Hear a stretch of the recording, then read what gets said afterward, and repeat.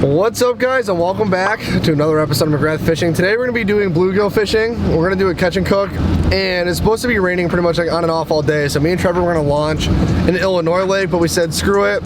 I've been wanting to do this catch and cook. I've been like craving a bluegill catch and cook, and I want to show Trevor. I wanted to show Trevor the hot Cheeto like breading catch and cook. He saw the video on it, and I want to like actually show him it like in person, like have him taste it, because I think it's really good. It's like one of my new go-tos. And we're gonna go to a local pond. We got some worms, a good old slip bobber, then we're also gonna be throwing for bass too, and possibly, maybe, slight maybe, we're gonna try and go for that 9 to 10 pound bass that I caught like 2 years ago in this super small pond. But Trevor, any words? I'm excited. You know, all the bluegill from this pond are absolute slabs. Like, it's so fun ice fishing there. So open water, hopefully we'll crush them, have a nice catch and cook, maybe go for some big bass too. So pretty solid lineup for the day. Yeah, this is like the pond that we would crush ice fishing every time. Like when I did my ice fishing tournament and I put up like the 60 points in both, like this was this pond. So it's absolutely stacked with bluegill, big ones too. Like there's also like 9 to 11 inches in there, which is unreal. So I will see you guys at the pond.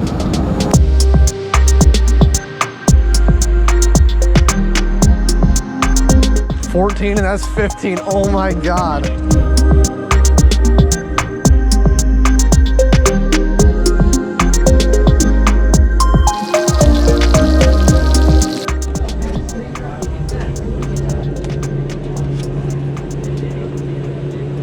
All right, guys, first fish, but we gotta throw this one back because it's too small.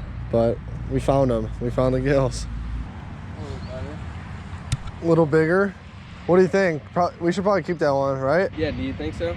Most likely, yeah. Yo, I should probably just go back, get that cooler, and then we can fill it up with like a little bit of water and just throw them in there. All right, so I'm going back to get the cooler. Trevor caught the first actual good eater, like a size, like probably about a 8 to 9 inch bluegill. So those are like kind of what we're used to catching there. But I'm gonna shoot back, grab the cooler so we can keep these things alive. We're just gonna fill up the cooler a little bit with some water because the stringer Trevor has is really not working too well. But shooting back quick, and then we'll be back at the pond.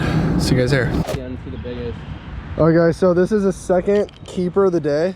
So what, me and Trevor, I went back, as I told you guys. I got this cooler. Okay. There we go. My jig works. Oh, there you go.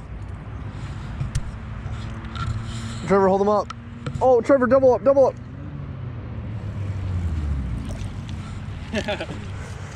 Dude, this one's pretty big, actually. Yeah, that one's nice. Okay, so Trevor's got a slab. Yo, toss this one back. Yeah. Oh, nice. Keeper. All right, Trevor, what do you got? Got a nice another gill here. Looks like he swallowed it, so. Do you have pliers? Over there I do.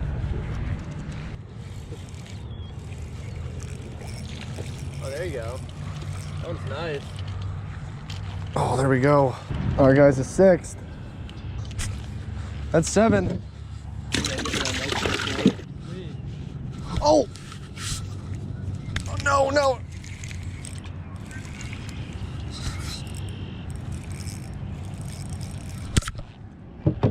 Oh, God, Trevor. I need your help.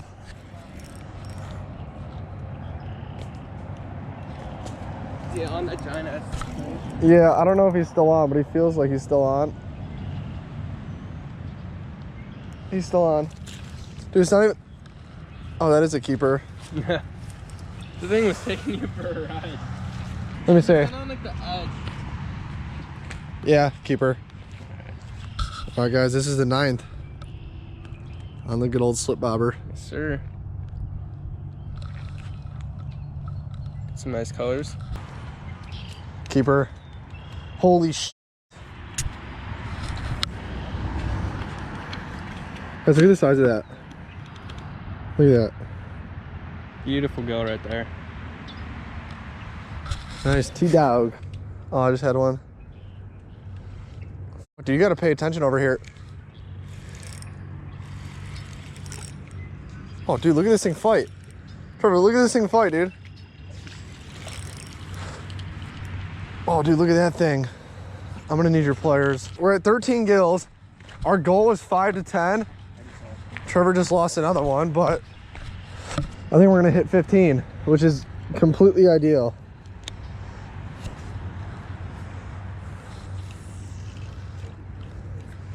Damn, dude, this spot's gold. Yeah, it's been producing. Got one? Yeah, the thing shot under.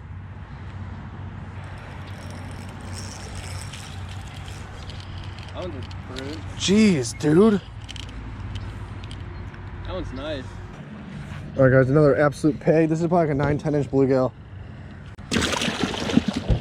14, and that's 15. Oh my God. 15. At the end. Move spot.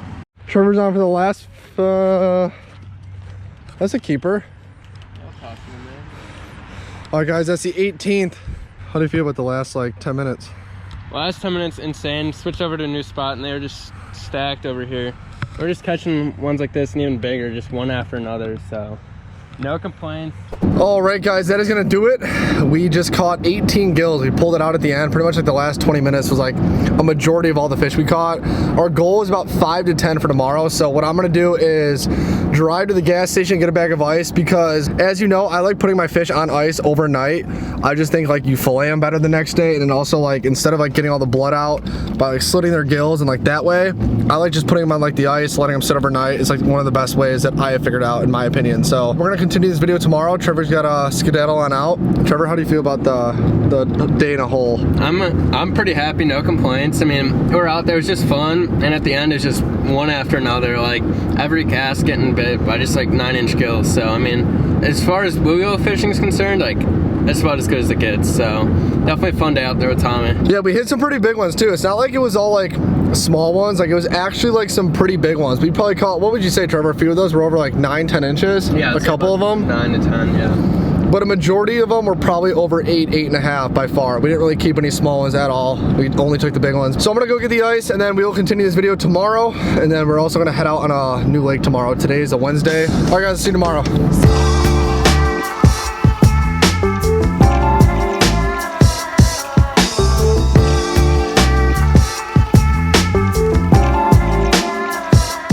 Guys, this is the next morning. We're gonna fillet up these bluegills. We have 18 of them. Trevor cannot make it for this, so I'm probably only gonna fillet up a few today and just put most of them in the freezer because we definitely have a lot. And I got a new fillet knife that I'm excited to try out, but I'm not gonna say anything about it yet because I don't know if it's good. And I don't wanna feed you guys bullshit and say get this knife if it's not a good knife. So I will let you know after I fillet a couple bluegills with it and see how it is. But it looks pretty good. It's a long blade. But all right, let's fillet up these bluegill. Also, quick side note, this is that new fillet table that my dad got me for Christmas. It actually has a few more attachments on it, like a hose goes right here, and there's like just like little other things that goes on it. I just haven't put it on, but like you hook up a hose to this, you have like a sink and everything. But I think for today's purpose, I think I'm still gonna put some cardboard down just so I can literally fold it and like I don't ruin this table because I don't think the hose is actually hooked up outside my house yet. So, all right, guys, this is about gonna be a time lapse of me filleting these bluegills because I am about to put some music on in the garage. We have like surround sound speakers in the garage. I'm gonna blast some music while filleting these. But if you guys want to figure out how to fillet bluegills or figure out the way I do it, on my previous Catch and Cooks, I do a few tutorials on like how to fillet bluegill and stuff like that. So you guys can go back to one of those videos if you guys kind of want to learn more. But other than that, we're just gonna speed this whole process up.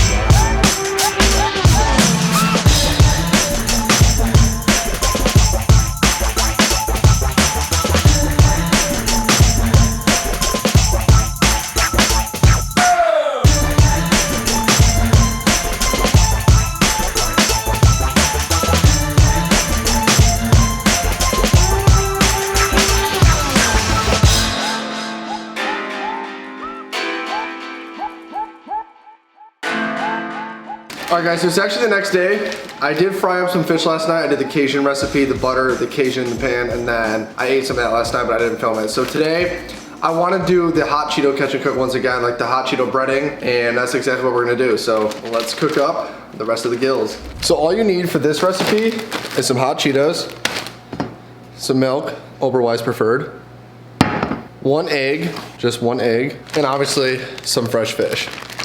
All right, so I'm gonna scramble up this egg in here.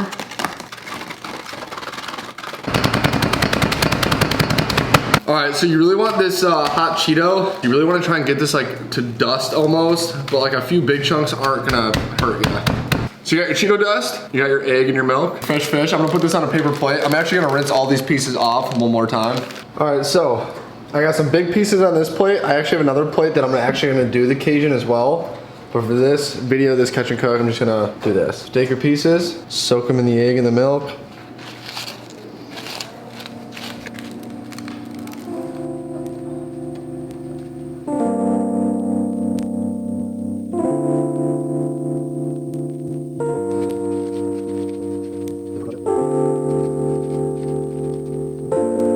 All right, so I got all my pieces covered in the Cheeto. Look how good that looks.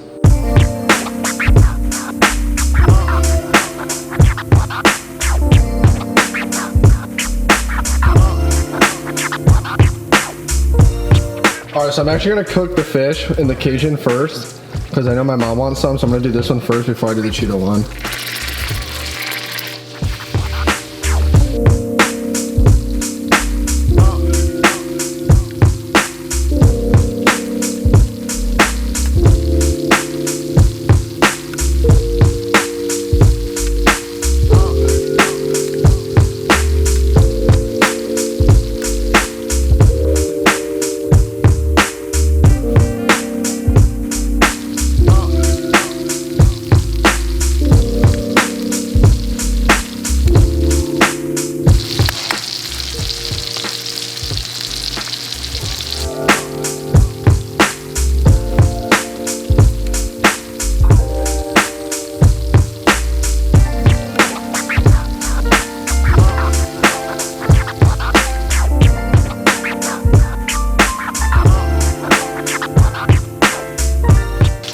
Perfectly white and flaky.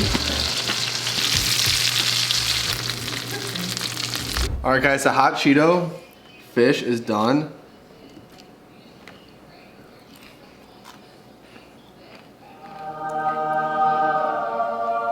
I've been looking forward to this catch and cook since the last time me and Meg did this one. Just something about like the hot Cheeto, the crunch, the breading, like cooked in butter, a little bit of Cajun from like the last batch. It's literally just so amazing.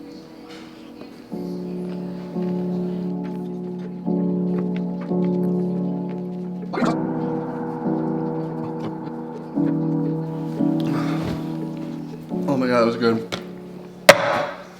Done, clock it out. Well guys, I hope you enjoyed today's catch and cook as much as I enjoyed eating it, because that hot Cheeto catch and cook plus occasion is just, it's so damn good. So thank you guys so much for watching. As always, 2 videos every single week, Tuesdays and Fridays at 4 o'clock p.m. Be sure to leave a like, hit that subscribe button, and we are out.